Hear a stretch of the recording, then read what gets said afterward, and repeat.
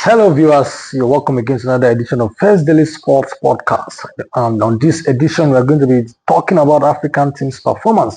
So far at the round of 32 of the 2026 FIFA World Cup. I'm over.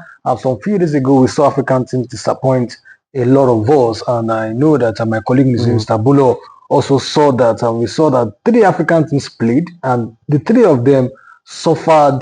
In the closing moment of the game, they considered in the 86th minute, and it was almost identical. Yes. Ivory Coast started the trend, considering it 86 minutes, and also we saw that DR Congo did the same thing, and Senegal, of all teams, also did the same thing. But let's start with the Ivory Coast team. That game, they considered first, they equalized again in the 71st minute through Amad Diallo came off the bench. And they considered again in the 6th minute. And when you look at the goal they conceded, and especially from the angle of defensive concentration, they lost concentration at the key moment. You can't be playing against Ireland, and you lose concentration at that moment. You can look at the manner to consider that goal. They practically left Ireland alone. And then the guy that started the move started it, and nobody was on Ireland. That was one of the most easiest goals Ireland has scored in his career. But what is wrong with African teams? And some people even said that it's not only this tournament. The African teams have always had this perennial issue of losing concentration at key games at the World Cup. What's going on? Is this something that is beyond what we see? Is there something deeper than what we think? Yeah, I think it's technical. Taking our minds back to the US '94 World Cup when Nigeria played Italy, we also conceded a goal in the dying minutes through Roberto Baggio. Two quick goals in that game. So it's a question of losing concentration at the dying minutes of game. Coming back to the World Cup 2026, the match between Senegal and Belgium. The Senegalese were coasting home to victory until in the 85th or 86th minute thereabout when the Belgians came clawing back into the game. Eventually, the Senegalese were leading by 2-0 at the 86th minute, but they allowed the Belgians to claw their way back into the match with three goals. It also happened in the game against Cote d'Ivoire and Norway. Like you said, the Ivorians found a way to get into that game, but at the death, they also lost that game to the Norwegians. It happened, like you said, against between the game against England and DR Congo. It was 1-1 at a certain stage in the game before the Congolese blinked, and Harry Kane made them suffer with that late goal that he scored to end the game in the 2-1 scoreline. So it's more of a technical team, and also the act of losing concentration when it matters the most. So I think African teams need to go back to the drawing board. Like the other teams that are going to play today, we have Ghana, we have Egypt and Cape Verde. They need to, as much as possible, try to concentrate in every key moment of the game. It matters because if you blink at any time of the game, you can get hurt. It takes less than it takes in a millisecond to score a goal. So like they say, if once you lose that ball, once you lose concentration, something you may find the ball at the back of the net. Does it look like a West African thing? Because we have a lot of African teams in this tournament, and we have West Africans and North Africans. And what we've been talking about mostly has happened with West African teams. We saw Ivory Coast. This is not the first time it happened. It happened in the group stage against Germany. Where they were leading at the point, and before you see Jacob Robinson, they lost concentration. Is it a result of quality? Because I was in a conversation with somebody, and somebody was saying that you blame the coaches. And I'm saying you cannot blame the coaches. The coach will not tell you what to do in the 86 minutes of the World Cup game, especially when you are leading. Is it a question of you mentioned something like technical ability? I don't think I agree, because it can't be technical, because once you are in the lead and you know that everybody on that pitch knows that we have to keep this lead. We are playing against a better team, so to speak. Then you've done all the job from the beginning of the game up. Okay, look at DR Congo. They scored early in the 7th minute. They kept England at bay for over 80 minutes.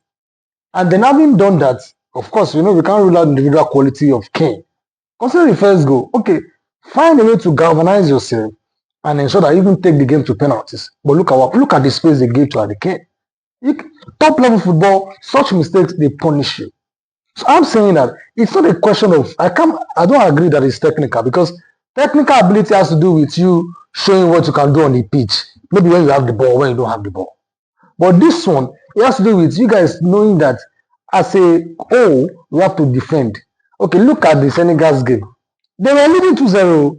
They still went all out to attack in the 86, starting from the 86 minutes. That's not a technical decision. So I feel like there's something about our concentration as Africans.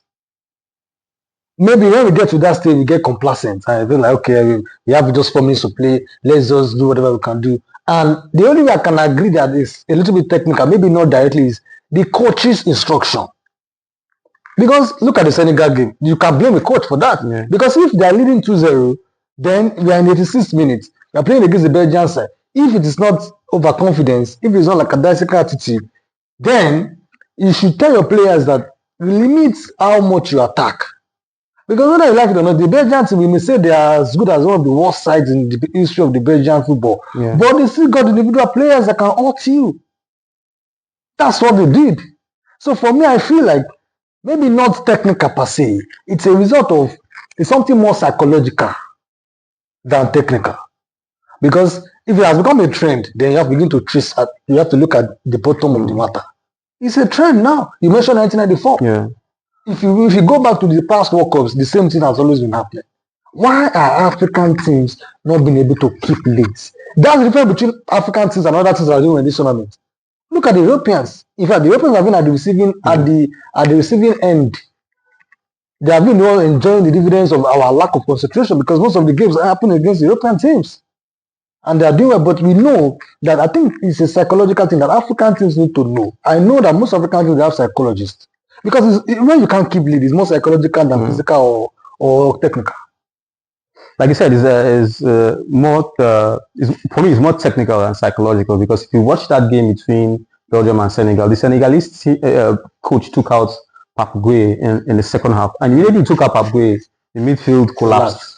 So it's more of a tactical thing for me because at that point in time, the Senegalese needed to close shop and ensure that the Belgians did not have a sniff at goal. But they removed the fulcrum of their midfield and the team collapsed. And that's why they were able to consider 3 goals in 3 minutes.